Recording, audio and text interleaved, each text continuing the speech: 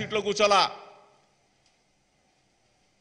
కష్టాలంటే తెలిసినవాడు, పేదల కష్టాలు తెలుసుకున్నవాడు, ప్రతి అడుగు ముందుకేస్తూ కొన్ని వేల కిలోమీటర్ల పాదయాత్ర చేసినవాడు, కొన్ని లక్షల హృదయాల మనసుల్లో ఉన్న బాధల్ని ఆవేదనని తెలుసుకుని ఆ కష్టాల్లో ఆ ఆవేదనలో ఆ బాధల్లో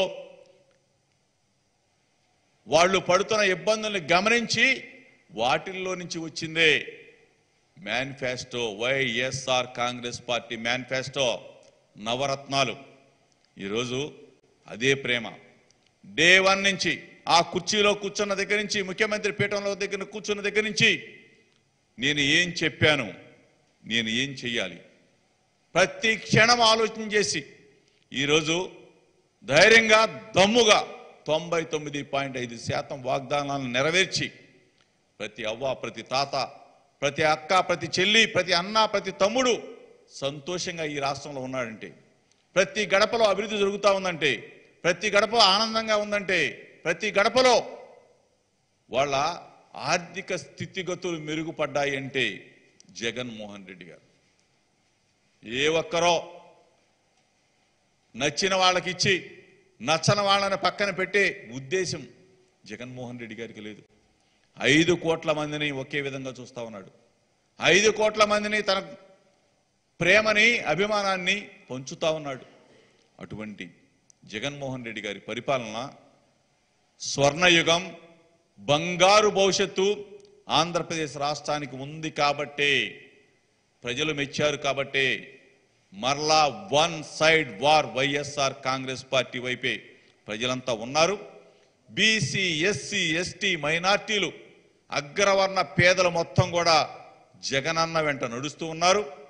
ఎంతమంది కలిసి వచ్చినా తెలుగుదేశం పార్టీ, జనసేన పార్టీ, చంద్రబాబు నాయుడు, పవన్ కళ్యాణ్ వగైరా వగైరా వగైరా ఎంతమంది కలిసి వచ్చినా వీళ్ళని చాప దిండు చుట్టి ఆంధ్రప్రదేశ్ ప్రజలందరూ కూడా, 5 కోట్ల మంది ప్రజలందరూ కూడా మీరు ఇక్కడ పనికి రారు, మీరు ఉండేది తినేది పడుకునేది, చంద్రబాబు నాయుడు ఉండేది తినేది పడుకునేది హైదరాబాద్లో, పవన్ కళ్యాణ్ ఉండేది తినేది పడుకునేది హైదరాబాద్లో, రామోజీరావు ఉండేది తినేది పడుకునేది హైదరాబాద్లో, టీవీ5 నాయుడు ఉండేది తినేది పడుకునేది హైదరాబాద్లో, ఆంధ్రజ్యోతి రాధాకృష్ణ ఉండేది తినేది పడుకునేది హైదరాబాద్లో, లోకేష్ ఉండేది తినేది పడుకునేది హైదరాబాద్లో అని చెప్పేసి వీళ్ళందరినీ కూడా చాప దిండు సర్ది హైదరాబాద్కి ఈ 5 కోట్ల మంది ప్రజలు పార్సిల్ చేయబోతా ఉన్నారు.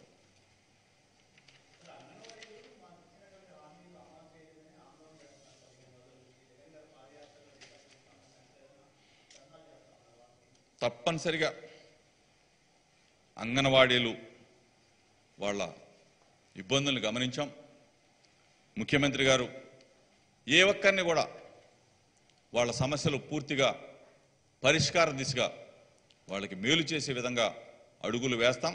ఈ ప్రభుత్వం ప్రజాప్రభుత్వం, ప్రజలు మెచ్చిన ప్రభుత్వం కాబట్టి ఏ ఒక్కరిని కూడా ఇబ్బంది పెట్టం, వాళ్ళని బ్రహ్మాండంగా వాళ్ళ సమస్యలను పరిష్కారం చేస్తాం.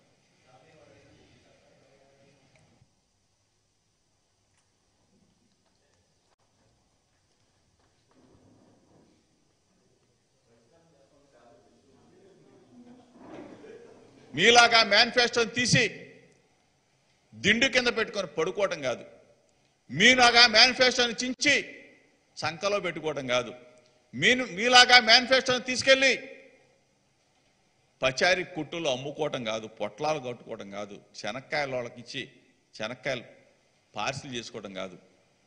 ఈరోజు మేనిఫెస్టోని అమలు చేశాం కాబట్టి, ఈరోజు మీ అందరూ రాష్ట్ర ప్రజలు ఆశీర్వదిస్తున్నారు కాబట్టి, రాష్ట్రం మొత్తం కూడా ఒక్క తాటి మీదకి వచ్చారు కాబట్టి, బీసీ, ఎస్సీ, ఎస్టీ, మైనార్టీ, అగ్రకుల పేదలందరూ కూడా జగన్మోహన్ రెడ్డి గారు ఆయన చేస్తున్న పథకాలు, ఆయన మాకిస్తున్న లబ్ధి